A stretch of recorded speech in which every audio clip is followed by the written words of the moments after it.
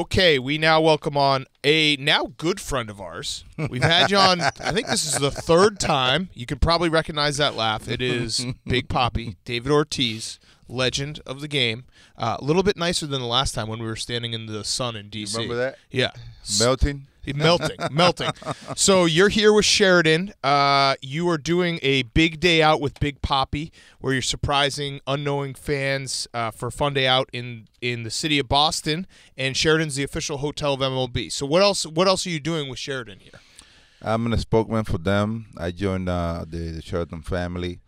This year, we're taking fans, clients, whatever people want to call them, around the city of Boston. You know, Boston is a city that have a lot of history behind. So I get to hang out with them, take them to restaurant, you know, take them to the garden right across the street from Fenway. We hang out at the hotel. We do a lot of different things. It was fun. It was a fun day. I like that. You know what I like about Sheridan is when they clean the showers, they don't plug up the drain like Marriott does. Yes. Peter King will tell you all about that. It's true. Hey, this might be a crazy question, but how much is your watch worth? You like it? Yeah, the thing is, so for people who are listening, not watching, Big Papi came in with a Versace jacket. I actually have that same jacket and necklace. So much bling that like my eyes are just lighting up. If you don't say that, they don't believe you have Big Papi in the building. Yeah, right. There's just bling everywhere. You got the bling. I mean, whew, it's intimidating. That's a very nice watch. I just want to start there. So yeah, let's. We like I said, we've had you on. You become a friend, I guess. Can I call you a friend? Oh yeah. Okay, a friend. I had a question for you. Yeah. So with this picture right here. Lenny Dykstra. Why are you intimidated by nails? You want to do a little locker room talk? You want to do some chaw? Let's do it. Yeah. So who is the best locker room talk guy in your career? I gotta give it to Kevin Millar. Yeah. Yeah, that's actually probably the easiest Without a question. doubt. Yeah, That was an easy one. Yeah. Kevin Millar definitely. Sorry, so fine. Who is the second best? Because Kevin Millar is too easy. Let me see.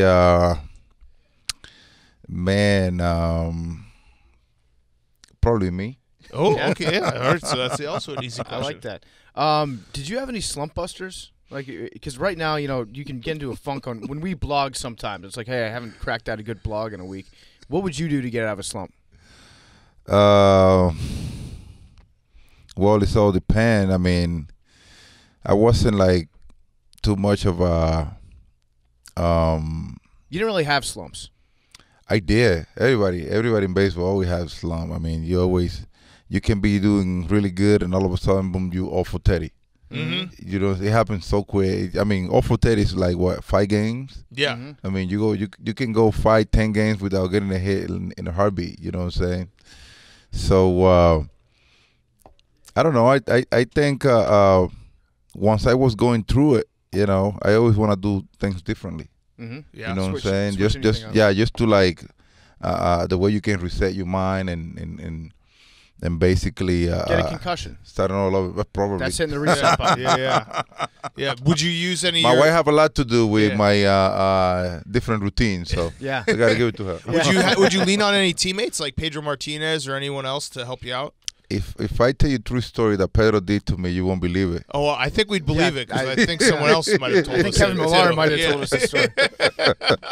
We'll leave it at that. Pedro used to come out with different things all the time, different thoughts. So, you know, and it was a lot of it of being naked involved in the whole situation. Yeah. So Yes. We've heard that. You guys heard about Pedro before. Yeah, that's the locker room talk. Yeah, he likes to put different parts of his body in different places and just help guys out of different arms. Yeah, right, different arms. Gotta help you get guys out of the luck. slump. Just a little locker room talk.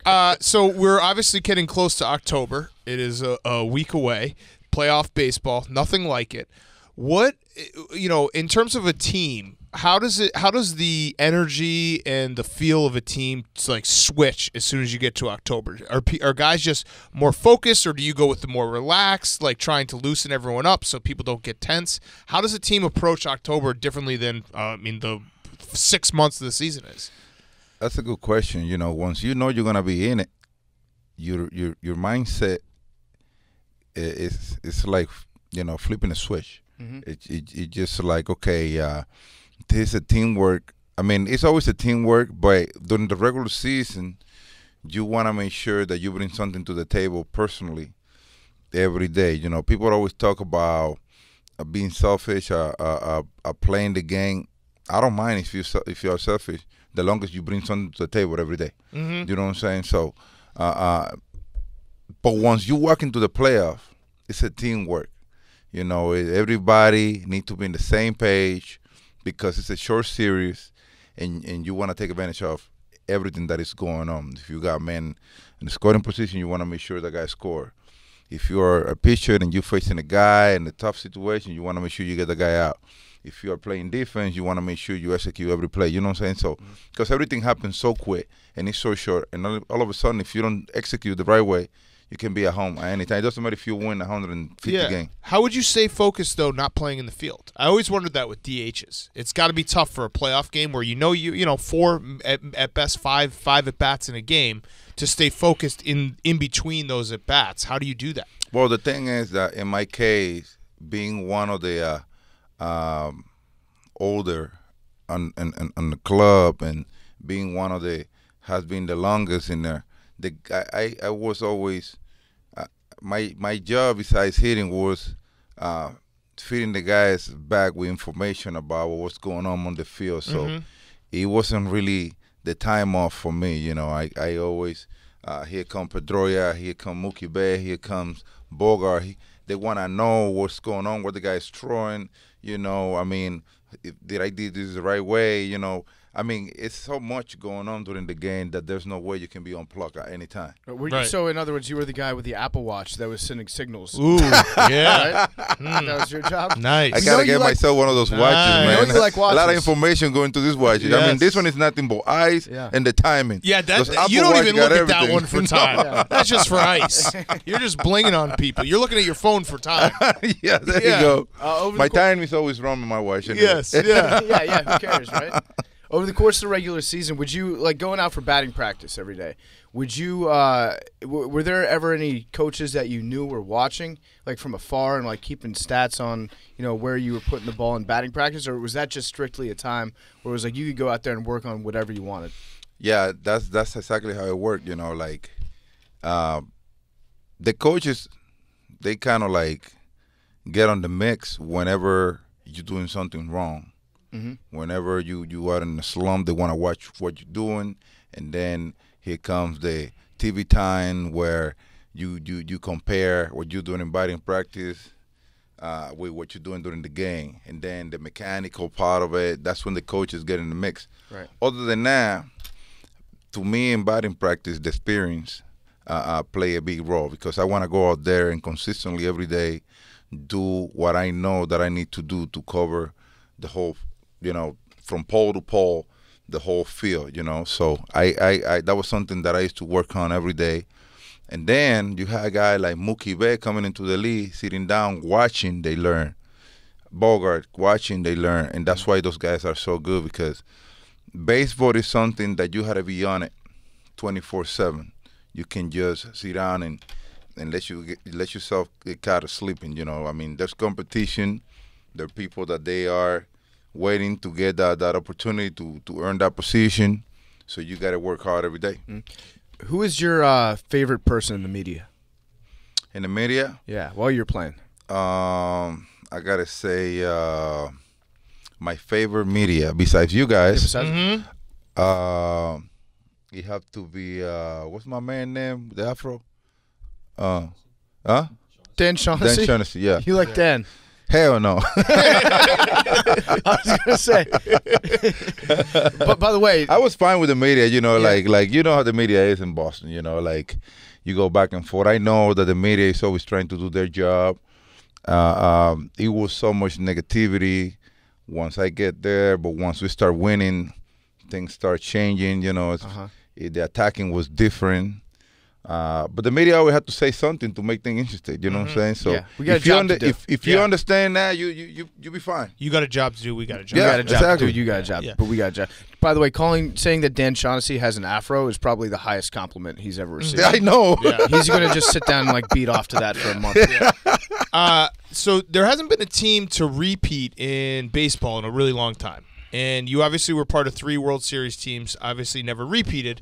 When you're trying to when you're back in the playoffs after winning a World Series and you're trying to repeat and you're trying to defend your crown, Is there what goes into that, and why did you guys fall short? Like, is there a feeling of, okay, well, we already won one, so maybe not as much urgency going into it? Because I find it interesting. It hasn't happened in baseball in a while. Actually, you know what? You get caught into so many things once you win that it's so hard to repeat. For example, you know, once you win a World Series, everybody want a piece of you. Mm-hmm. And for you to prepare for the following season, you don't have that much time because everything that is going on. I mean, you see a team that win the World Series right now. You see a group of them in LA doing TV. You see a group of them somewhere else. I mean, there's so much going on with. But I wouldn't say that is the one thing that gets you off to winning the following season. I think the competition start paying more attention. Mm-hmm.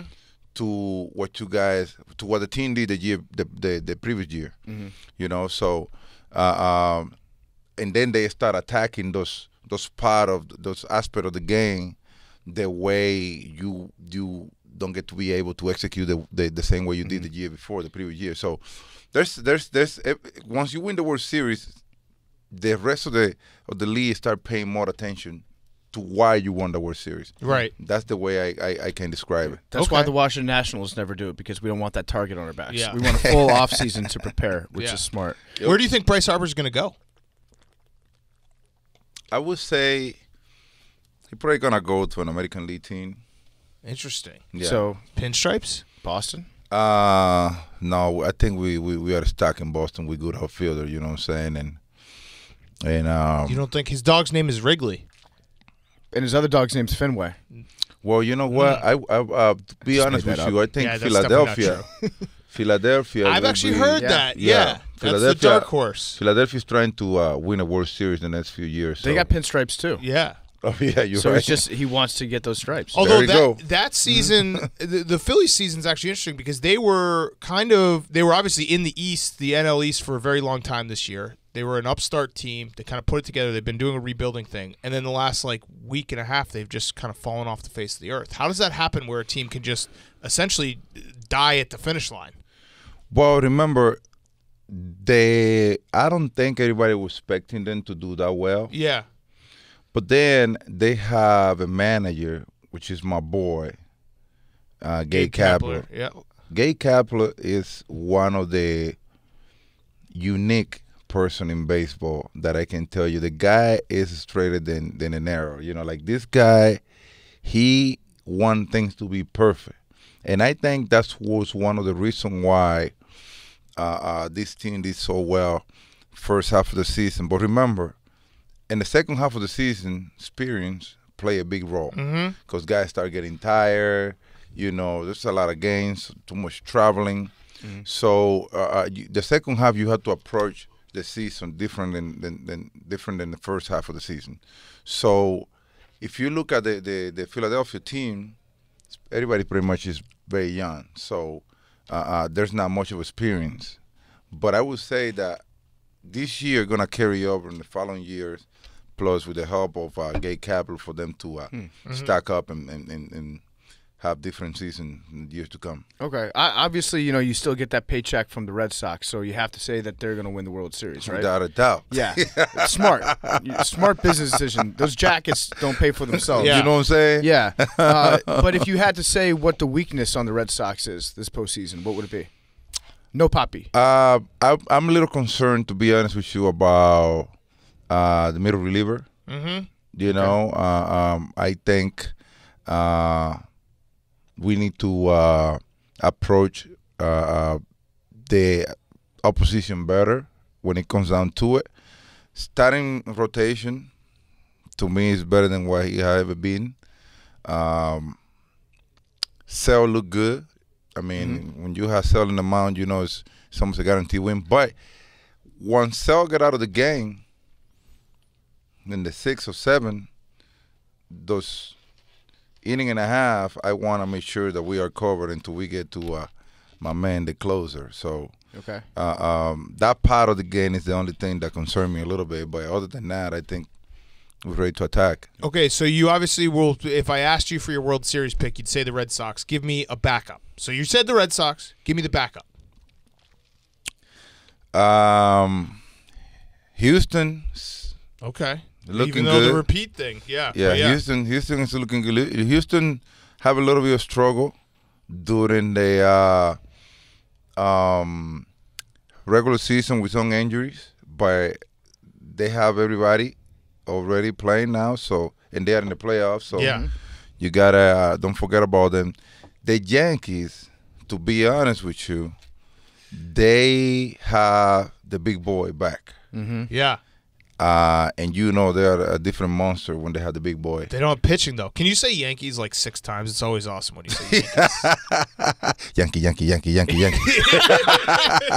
We absolutely have to sample that and put it in a song. Yeah. That's I perfect. love it when you say Yankees. But the Yeah, way it's we good. play, the way we play against the Yankees this year, so I'm not really worried about it. Plus the Yankees, they can hit sell.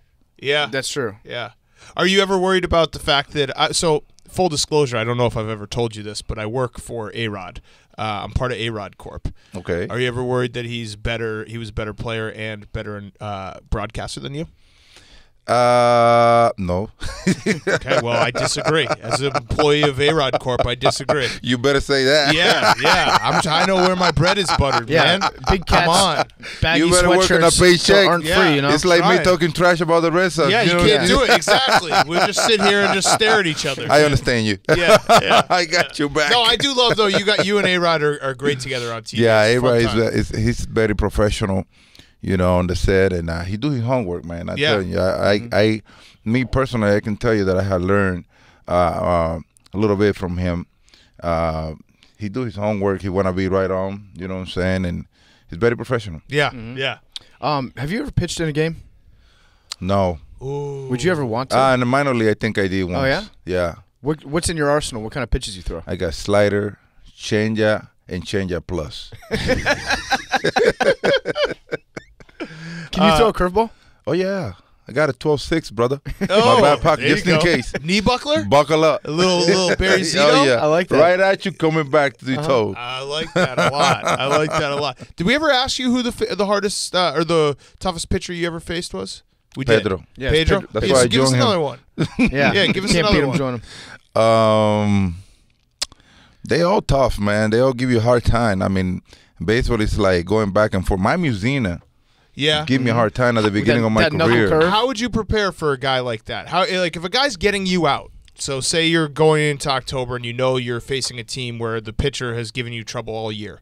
How do you change everything you do, or you just say I'm going to trust what I do because it's regression of the mean, all the baseball, the nerds, the nerds. They all say that. So, but how do you approach it? Well, like I go to the videos. Videos are like the best thing that ever happened to sport. You know what I'm saying? You go out there and you see, you get ideas. Because sometimes it's hard to retain pitch by pitch how the guy approach you. But once you go to the video and you see the percentage of pitches that the guy had thrown you, and then now you start making up your mind. Like Right. my Musina, he have 3 different angle breaking balls. So at the beginning for me, and then he got the good fastball at the time. He was throwing 95. So I was a fastball hitter, so I wouldn't approach the fastball, but he noticed that, and then he want to give me the fastball when I wasn't expecting it. Right. So at one point, Manny pulled me to the side. He was like, why don't you sit on what he give you? And I'm like, what are you talking about? You want me to forget about my fastball? No, show him that you can hit a breaking ball, and then he will give you the fastball. Mm-hmm. And Manny used to hit really well off Musina, and I approached it, and I started having better result. But it's one guy that even into the last day of my career now, I remember, he have such a great stuff. And to me, he had one of the best slider coming from a left-hander pitcher, which is my boy Zizi Sebastian. Oh yeah, yeah. yeah. I think Zizi is he had one of the best slider from a lefty against a lefty. Yeah. And Zizi was I mean, he was right on even to the last day I Right. played. Zizi was a hard guy to hit. Mm-hmm. Okay, we're gonna wrap it up because I think you have another interview you got to do. You're doing it with Jared. You know Jared Carrabis, obviously the diehard Red Sox fan. Oh yeah, yeah. Can you just do one thing though? Mhm. So I beat you in the home run derby 5 years ago. Mhm. We did it again this summer. I beat Jared, so I kept my crown. So make sure you give him a little shit for that, will you? You can't win a got home it. run derby. Yeah. Just can't So do it. I actually should take a picture with you and Jared and just be like, look at all the guys I beat. My BATCH. Yes, exactly. Big Poppy, thanks so much. I mean, with the way this goes, we'll probably see you in 2 months. All right, brother. Yeah, You thanks. take a liquor.